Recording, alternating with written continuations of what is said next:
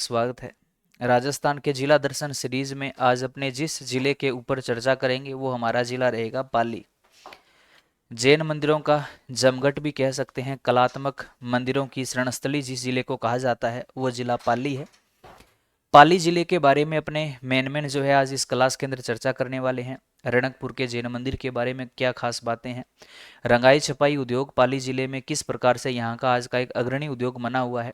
मेहंदी उद्योग भी पाली का एक फेमस उद्योग माना जाता है। इसके अलावा सारणी की पहाड़ियाँ भी पाली के अंदर एक विशेष पहाड़ियाँ हैं। पाली जिले का जो दुर्ग, ऐतिहासिक दुर्ग है, उस दुर्ग के बारे में भी आज इस क्लास में अपनी चर्चा करेंगे। अन्य जो यहाँ पर मंदिर मस्जिद है उन सब के बारे में आज इस क्लास के अंदर अपनी चर्चा करने वाले हैं। तो सबसे पहले जो भी साथी इस क्लास में लाइव जुड़े हैं, एक बार इस क्लास को लाइक और शेयर जरूर कर देना। और अगर आपको क्लास ये अच्छी लग रही है तो कमेंट बॉक्स में अच्छे अच्छे कमेंट भी मेन कमेंट बॉक्स में जरूर लिखना। जैसा कि आपको पता है कि राजस्थान के जिला दर्शन की जो पुस्तक है, संकल्प पब्लिकेशन की मेरे द्वारा लिखी गई पुस्तक है, ये राजस्थान के सभी बुक स्टोर पर अब उपलब्ध है, जिसके अंदर आपको कंप्लीट राजस्थान का जीके जो है वो डिस्ट्रिक्ट वाइज मिलेगा। और इस पुस्तक को अगर आप हूबहू याद करना चाहते हो तो संकल्प की ऐप के ऊपर मेरा जिला दर्शन का ऑनलाइन मैंने बैच भी शुरू कर रखा है। उसके अंदर अगर आप ये संकल्प 15 कूपन कोड अप्लाई करते हो तो आपको उसके अंदर 15% की अतिरिक्त छूट और मिल जाएगी, जिसमें आपको पूरा राजस्थान जीके जो है वो डिस्ट्रिक्ट वाइज डिटेल में पढ़ने को मिलेगा। तो आप मेरे साथ इस ऑनलाइन कोर्स के अंदर भी जुड़ सकते हो, आप सबका मोस्ट वेलकम है। आइए अपने शुरू करते हैं। आज का जो अपना जिला रहेगा वो जिला रहेगा पाली।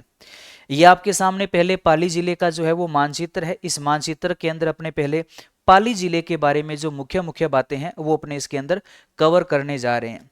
तो पहले अपने अगर पाली जिले की बात करें तो पाली जो है, दिख रहा होगा, ये पाली जिले का मानचित्र है। तो इस पहले पाली जिले के अंदर अपने मुख्य जो पाली के ऐतिहासिक जो शहर है उन शहरों के बारे में अपने पढ़ेंगे। उसके बाद अन्य जो फैक्ट है वो अपने इसके ऊपर चर्चा करेंगे।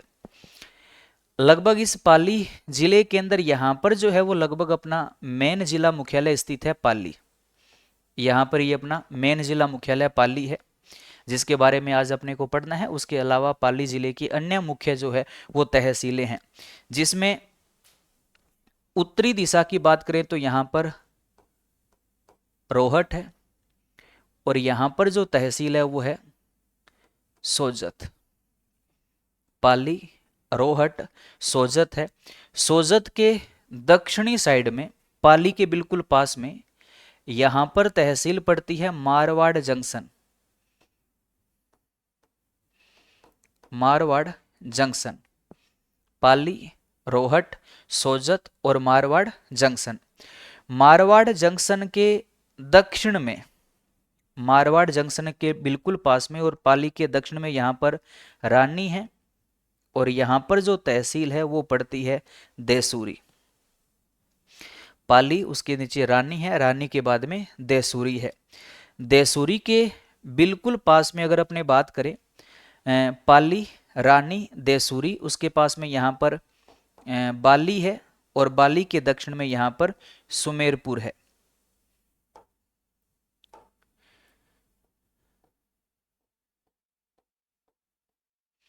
सुमेरपुर ये पाली जिले की जो है वो मुख्य तहसीलें हैं। ठीक है, पाली है, मारवाड़ जंक्शन, सोजत, रोहट, रानी, देसूरी, बाली और सुमेरपुर। अच्छा सॉरी भाई, थोड़ा सा ध्यान रखिएगा। पाली जिले की बिल्कुल दक्षिणी साइड की जो तहसील है ना वो बाली है। ठीक है, यहां पर जो है ना ये सुमेरपुर है। ठीक है, ये सुमेरपुर तहसील है और दक्षिणी साइड की जो तहसील है वो कौन सी है, बाली है। ये पाली जिला और पाली जिले की मुख्य जो है वो तहसील है, पाली जिले के मुख्य जो शहर है, इनके बारे में आज अपने इस क्लास के अंदर पढ़ने वाले हैं। पहले अपने नक्शे के अंदर इन शहरों के अंदर मेन जो फैक्ट है उनके ऊपर अपने थोड़ी चर्चा कर लेते हैं कि इनके अंदर जीके के हिसाब से हमारे लिए कौन कौन सी जो मेन बातें हैं वो काम की है, उनके ऊपर अपने बात कर लेते हैं। पाली जिले की बात करें तो पाली के अंदर एक सूती वस्त्र मिल है, महाराजा उमेद सिंह सूती वस्त्र मिल पाली जिले में है, जिसकी स्थापना यहां पर वर्ष 1939 में हुई थी, जिसने वस्त्र बनाने का काम 1942 में शुरू किया था। इसकी खास बात यह रहती है कि ये वाली जो सूती वस्त्र मिल है, ये हमारे राजस्थान में क्षेत्रफल की दृष्टि से सबसे बड़ी सूती वस्त्र मिल है। हालांकि जो पहली सूती वस्त्र मिल है वो ब्यावर में है, दी कृष्णा लिमिटेड मिल है जो ब्यावर में है, जो राज्य की पहली सूती वस्त्र मिल है। क्षेत्रफल में सबसे बड़ी मिल पाली में है, महाराजा उमेद सिंह मिल है, जिसकी स्थापना पाली जिले में 1939 में हुई थी। ये क्षेत्रफल में सबसे बड़ी सूती वस्त्र मिल मानी जाती है। सुमेरपुर की बात करें तो सुमेरपुर के अंदर राजस्थान की प्रथम और सबसे बड़ी सरसों मंडी है, कि राजस्थान की सबसे बड़ी जो सरसों मंडी है वो कहां पर है, सुमेरपुर पाली में है। हालांकि सरसों का जो अनुसंधान केंद्र है वो सेवर भरतपुर में है, और सरसों मंडी जो है वो सुमेरपुर पाली के अंदर है। और यहीं पर ऐतिहासिक जवाई नदी के ऊपर जवाई बांध बना हुआ है, जिसको अपने मारवाड़ का अमृत सरोवर भी बोलते हैं। ये जवाई बांध कहां पर है, तो सुमेरपुर पाली के अंदर है। उसके अलावा अगर बाली तहसील की बात करें तो इसी तहसील से जवाई नदी का उद्गम होता है। जवाई नदी का उद्गम कौन सी तहसील से होता है, बाली तहसील से। और बाली तहसील का वो गांव आता है गोरिया गांव। गोरिया गांव की पहाड़ियां हैं जहां से जवाई नदी का उद्गम होता है। उद्गम के बाद में जब ये सुमेरपुर में आती है तो सुमेरपुर में इसके ऊपर कौन सा बांध बना दिया, जवाई बांध बना दिया। देसूरी की बात करें तो देसूरी के अंदर एक अरावली पर्वतमाला का दर्रा है, जिसको देसूरी की नाल कहा जाता है। देसूरी की नाल ये दर्रा है। क्या खास बात है, तो ये जो दर्रा है ये मारवाड़ और मेवाड़ को जोड़ता है। मारवाड़ व मेवाड़, मारवाड़ व मेवाड़ को जोड़ने वाला जो दर्रा या नाल है वो कौन सा है, देसूरी की नाल है।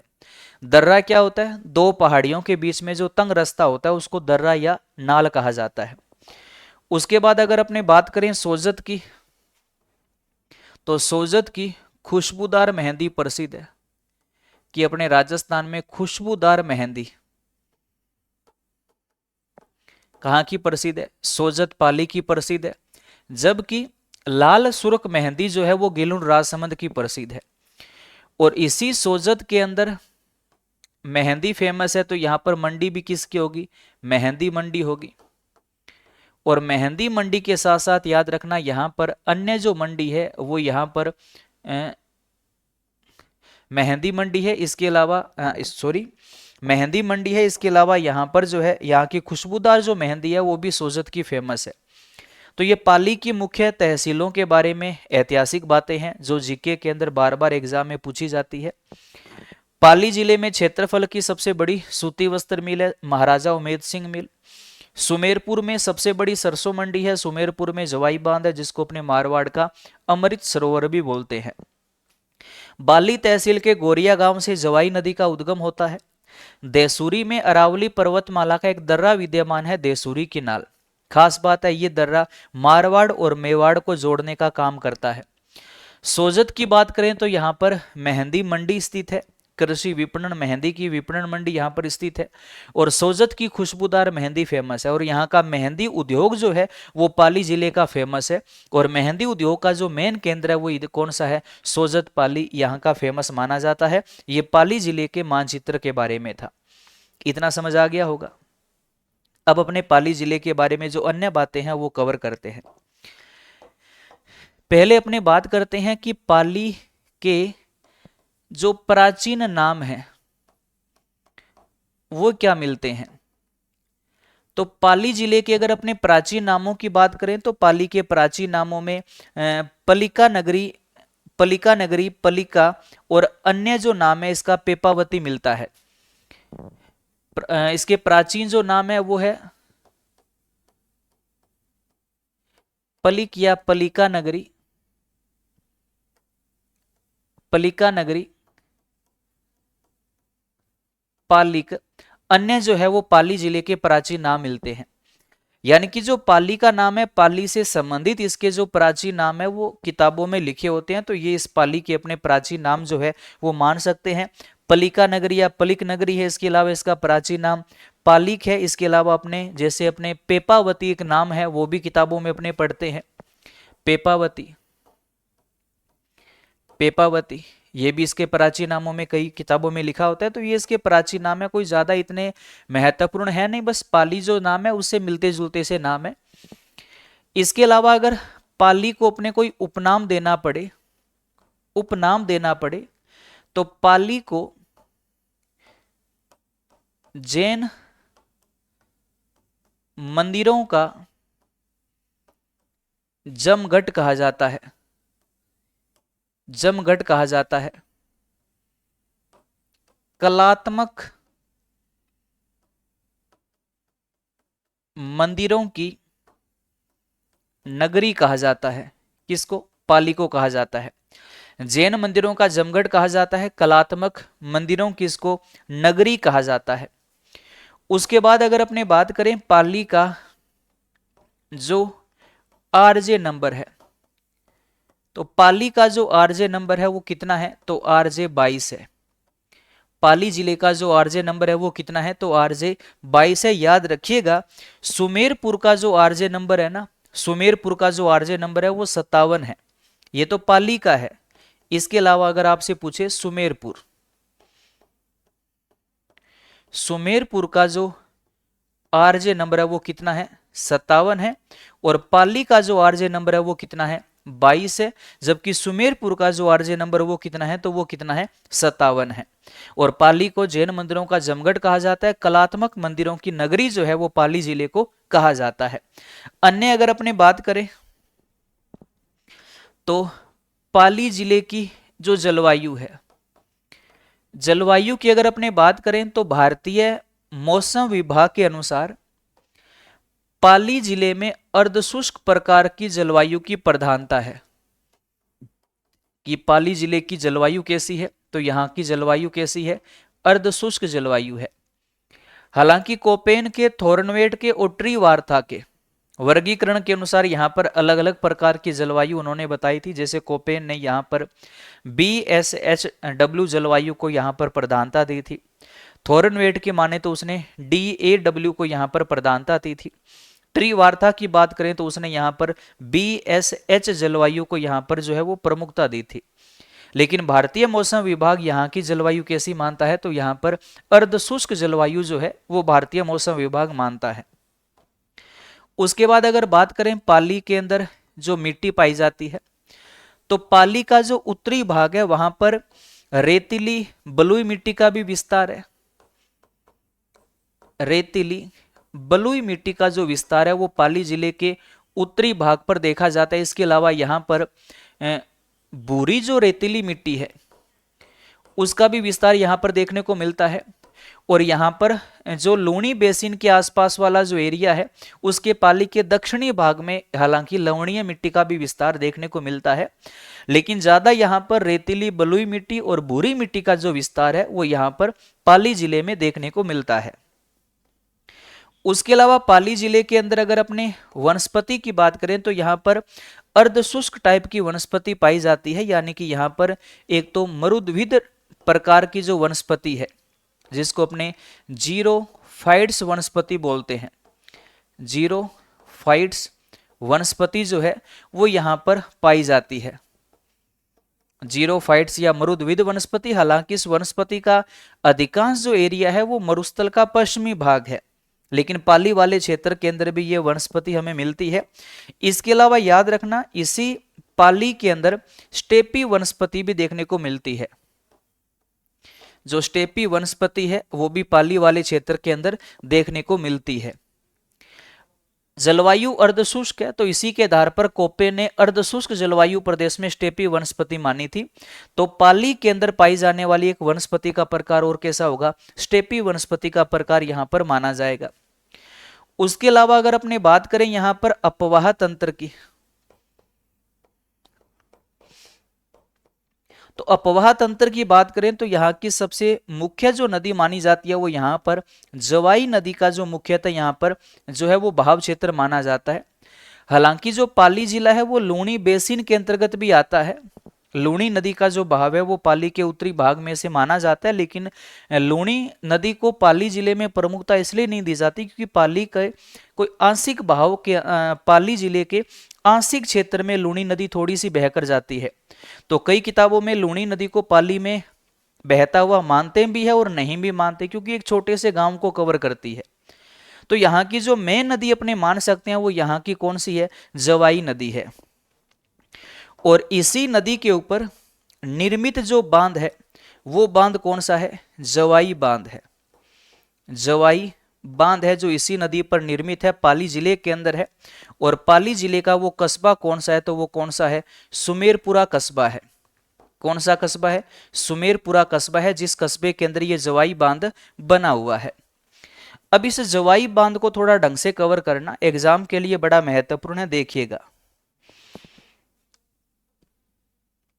अगर अपने जवाई बांध की बात करें तो जवाई नदी पर पाली जिले के कौन से कस्बे में बना हुआ है, तो ये सुमेरपुरा जो कस्बा है उस कस्बे के अंदर ये जवाई बांध बना हुआ है। क्या विशेष है, जवाई बांध का जो निर्माण है, जवाई बांध का जो निर्माण है वो 13 मई 1946 को यहां के शासक महाराजा उमेद सिंह के द्वारा इस बांध का निर्माण करवाया गया था। कब करवाया गया था, 13 मई 1946 को। और महाराजा उमेद सिंह के कहने पर इस जवाई बांध का निर्माण करने वाले जो इंजीनियर थे उनके नाम याद रखना। ए का नाम था फर्ग्यूसन व ए का नाम था एडगर। ये जवाई बांध को बनाने वाले दो इंजीनियर थे।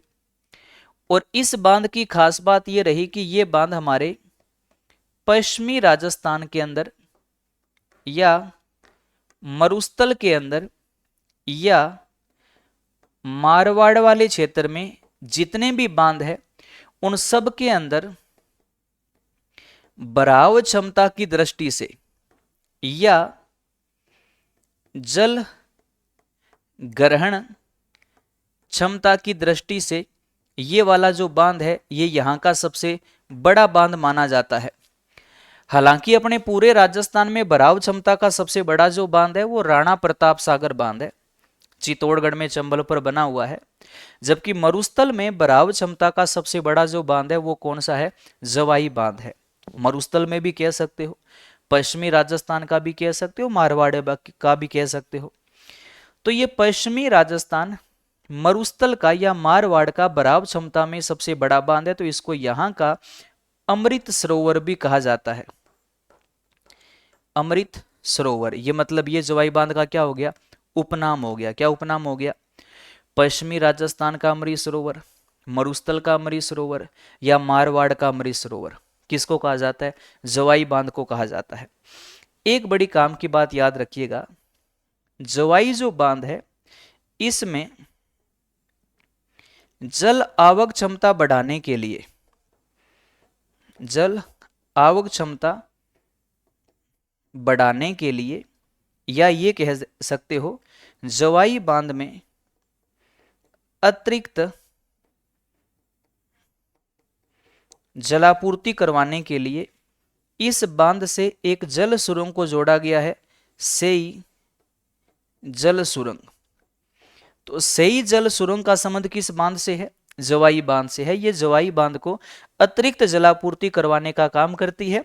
राजस्थान की ये प्रथम जल सुरंग है जिसका निर्माण 1977 में हुआ था। इसकी लंबाई 6.7 किलोमीटर है। ये अपने राजस्थान की प्रथम जल सुरंग है। प्रश्न सीधा सा आता है कि सेई जल सुरंग का संबंध किस बांध से है, तो वह जवाई बांध से है, जो मरुस्थल में या पश्चिमी राजस्थान का या मारवाड़ के अंदर बहाव क्षमता की दृष्टि का सबसे बड़ा बांध माना जाता है। जबकि हमारे पूरे राजस्थान में बराव क्षमता में सबसे बड़ा बांध कौन सा है? तो भाई वो कौन सा है? राणा प्रताप सागर बांध है, जो चित्तौड़गढ़ जिले के अंदर चंबल नदी के ऊपर बना हुआ है। तो ये मुख्य जवाई बांध के बारे में था। जवाई नदी यहाँ की मुख्य नदी है। इसके अलावा यहाँ पर लीलड़ी, बांडी, मीठड़ी, सूकड़ी, अन्य नदियों का भी इसके अंदर बहाव क्षेत्र यहाँ पर देखने को मिलता है। अन्य दो चार बातें और याद रखिएगा। इसी जिले के अंदर बांडी नदी का जो है वो भी बहाव क्षेत्र है, और बांडी नदी के ऊपर पाली जिले के अंदर हेमावास बांध स्थित है। हेमावास जो बांध है वो भी बांडी नदी के ऊपर पाली जिले में स्थित है। तो बांडी जो नदी है वो लूणी की सहायक नदी है, और जो लूणी की सहायक नदी एक और है सूकड़ी नदी, उसका भी बहाव क्षेत्र पाली जिले के अंदर ही है, सूकड़ी नदी का। और इस नदी का जो उद्गम होता है ना, वो देसूरी तहसील जो है ना, वहां से इसका उद्गम होता है। तो सूकड़ी नदी का जो बहाव क्षेत्र है वो भी पाली जिले में माना जाता है। सूकड़ी जो नदी है ना, इसके ऊपर एक बांकली परियोजना बड़ी फेमस है, बांकली बांध परियोजना जालोर के अंदर है। पाली में तो नहीं है, लेकिन सूकड़ी नदी का उद्गम देसूरी पाली से ही होता है। और जो बांडी नदी है उसके ऊपर पाली जिले में कौन सा बांध बना हुआ है? हेमावास बांध बना हुआ है। ये हेमावास वाला जो प्रश्न है ये पेपर में खूब आता है कि हेमावास बांध परियोजना का संबंध किस जिले से है? तो वो किससे है? तो वो पाली जिले से है। इसके अलावा अगर अपने बात करें कि पाली जिले के अंदर जो मुख्य जिले स्थित है वो कौन कौन सी है, तो याद रखिएगा। एक तो यहां पर चोपड़ा झील स्थित है, और एक पाली जिले के अंदर यहां पर बांकली झील स्थित है। याद रखो, बांकली बांध जालोर में है और बांकली झील पाली में है, जोड़कर याद रखना। एक है अपने राज्य में बांकली बांध। बांकली बांध कहां पर है? जालोर में है। और बांकली झील कहां पर है? पाली में। एक और बता दूं,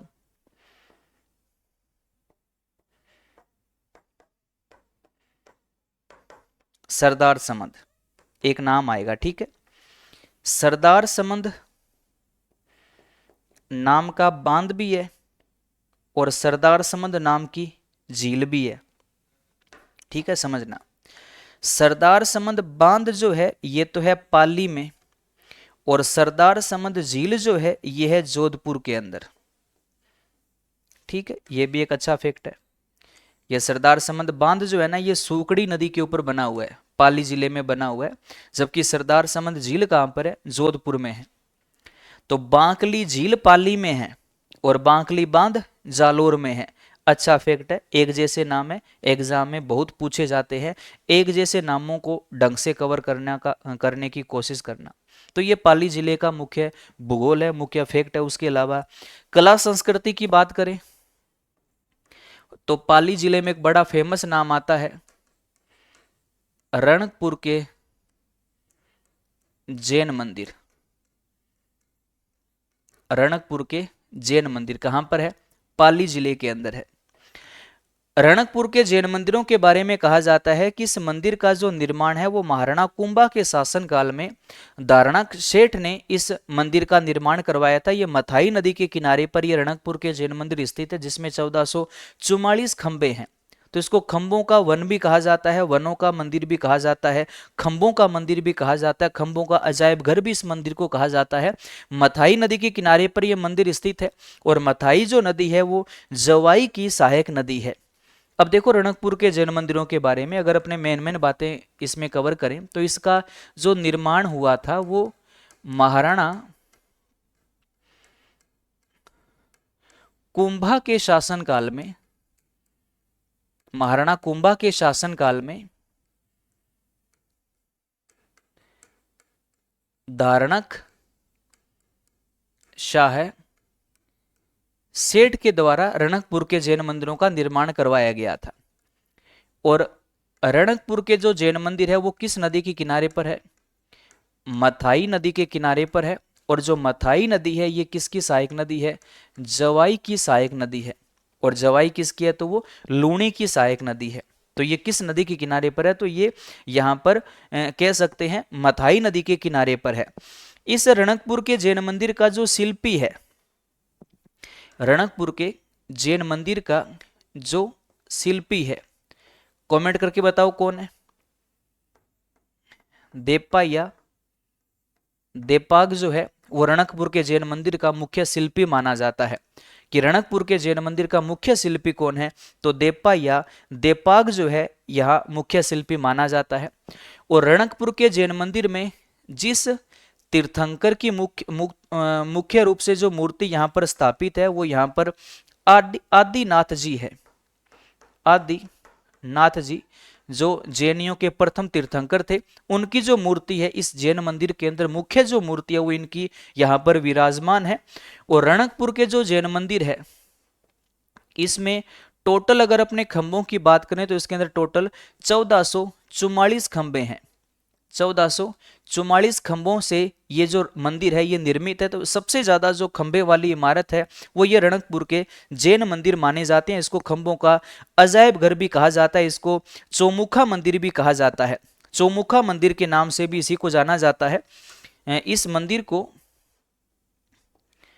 खंभों का मंदिर कहा जाता है, खंभों का मंदिर कहा जाता है, खंभों का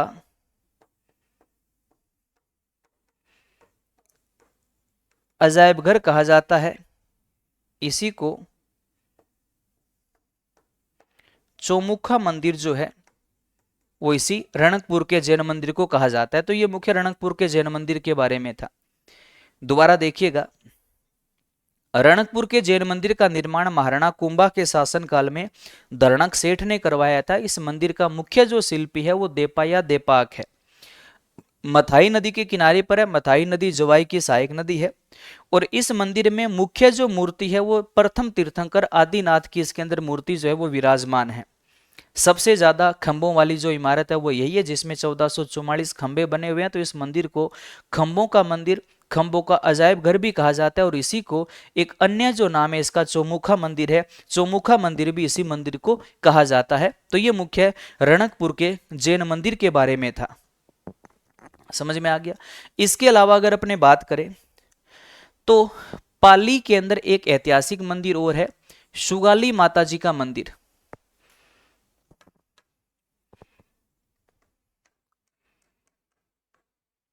सुगाली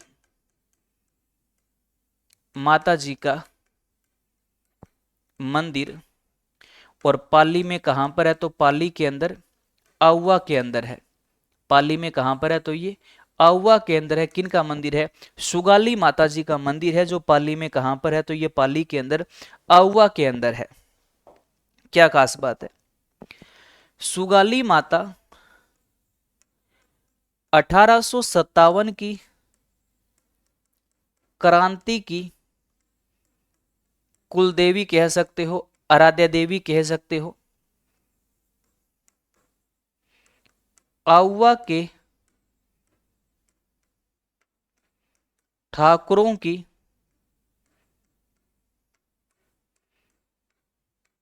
कुलदेवी है।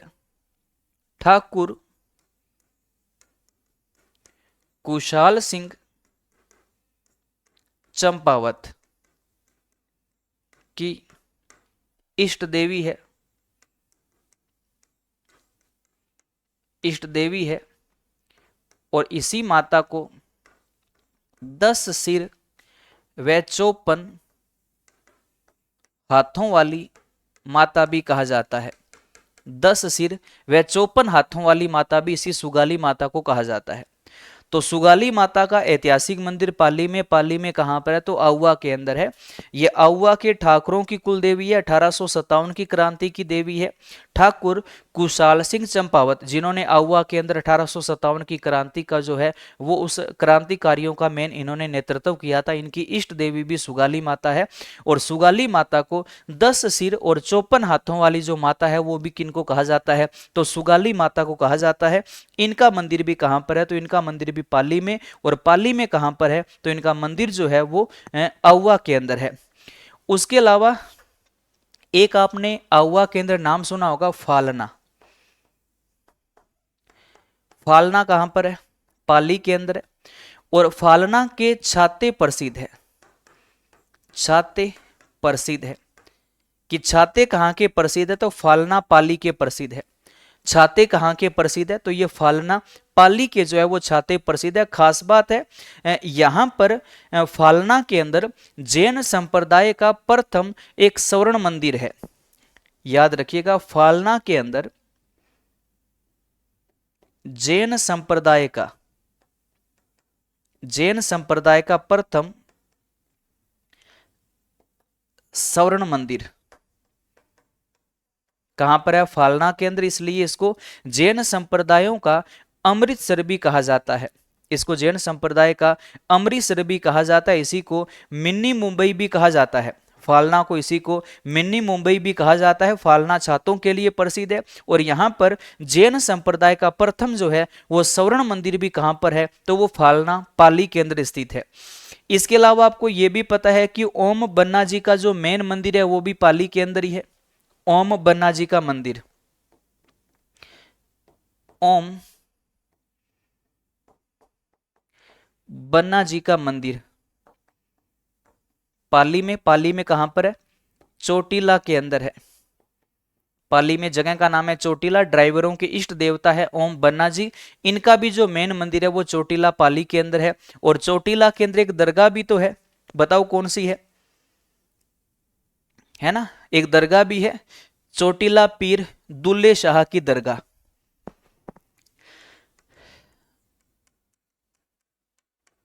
चोटीला पीर दुल्ले शाह की दरगाह, ये भी कहां पर है? पाली के अंदर है, चोटीला जगह पर है। तो यहां पर दरगाह मेन पीर दुल्ले शाह की दरगाह है। इनको इतिहास में चोटीला पीर कहा जाता है। चोटीला पीर दुल्ले शाह की दरगाह के नाम से इनको जाना जाता है। इसके अलावा एक यहां पर पाली जिले की बात करें तो यहां पर याद रखना, खुदा बख्श की दरगाह भी कहां पर है? तो वो भी पाली के अंदर है। खुदा बख्श की दरगाह भी पाली के अंदर है। चोटीला पीर दुल्ले शाह की दरगाह भी पाली के अंदर है। उसके अलावा एक यहां पर याद रखना, मस्तान बाबा की दरगाह, मस्तान बाबा की दरगाह भी कहां पर है? पाली के अंदर है। मस्तान बाबा की दरगाह भी कहां पर है? पाली के अंदर है। और ये मस्तान बाबा की जो दरगाह है ना, ये वैसे मेन सुमेरपुर के अंदर है।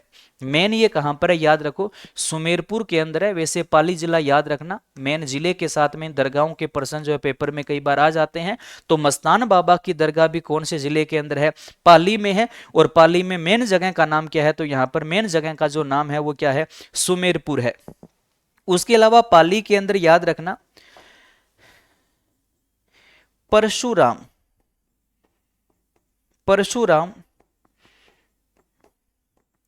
महादेव जी का मंदिर भी पाली जिले में स्थित है। और खास बात क्या है? खास बात यह है कि इस मंदिर के अंदर प्राकृतिक शिवलिंग स्थित है। प्राकृतिक शिवलिंग जो है इस वाले मंदिर में विराजमान है।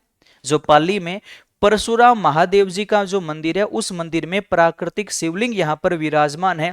शिवरात्रि के दिन यहां पर बहुत बड़ा एक मेला लगता है और यहां पर प्राकृतिक शिवलिंग यहां पर विराजमान है। इसलिए इसको राजस्थान का अमरनाथ भी कहा जाता है। याद रखिएगा, इसी को क्या कहा जाता है? राजस्थान का अमरनाथ कहा जाता है। राजस्थान का अमरनाथ कहा जाता है। और यहाँ पर ऐतिहासिक महादेव का मेला है, बोले का यहाँ मंदिर है।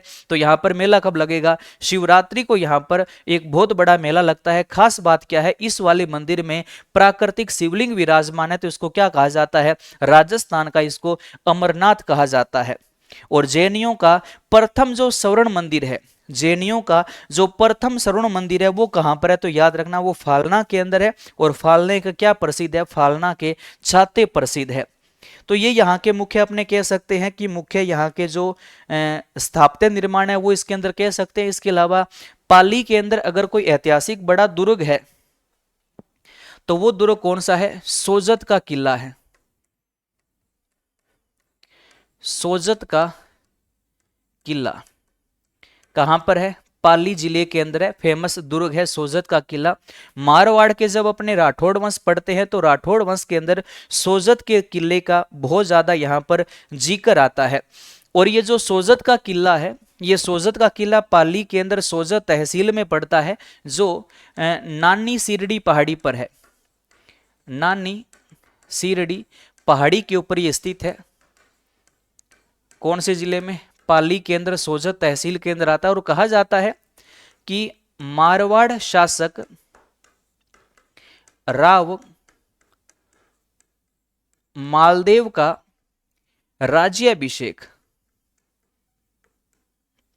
राज्याभिषेक इसी दुर्ग में हुआ था, सोजत के दुर्ग में हुआ था, जो पाली के अंदर नानी सिरडी पहाड़ी के ऊपर ये दुर्ग जो है ये यहाँ पर विराजमान है। और यहीं पर मारवाड़ के शासक राव मालदेव का जो है वो राज्याभिषेक भी यहीं पर हुआ था।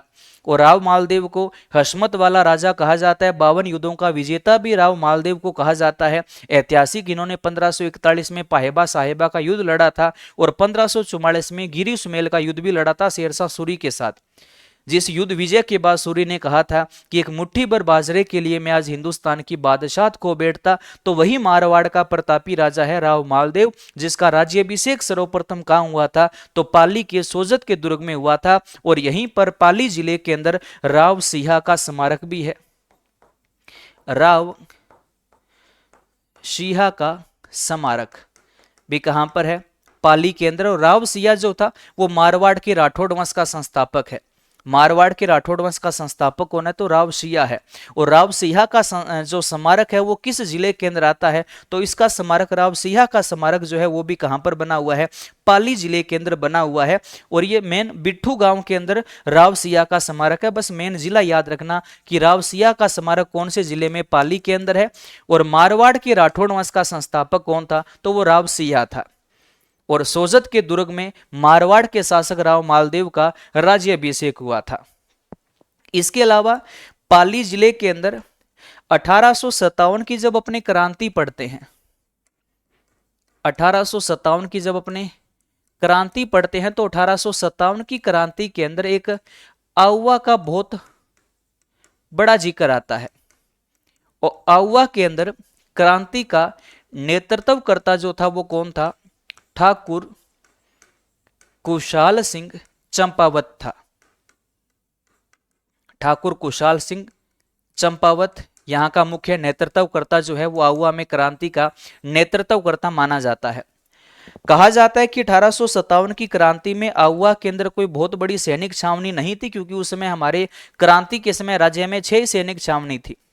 आउवा में कोई भी सैनिक छावनी नहीं थी, लेकिन फिर भी क्रांति का सबसे बड़ा जो विद्रोह हुआ था, ऐतिहासिक जो क्रांति के 2 बड़े युद्ध हुए थे, और उस युद्ध का जो मेन केंद्र था वो आउवा ही था। जहां पर आपको ये पता है एक बिथोड़ा का युद्ध हुआ था और एक यहाँ पर चेलावास का युद्ध हुआ था। 10 दिन का गैप था। 2 बड़े ऐतिहासिक युद्ध हुए थे।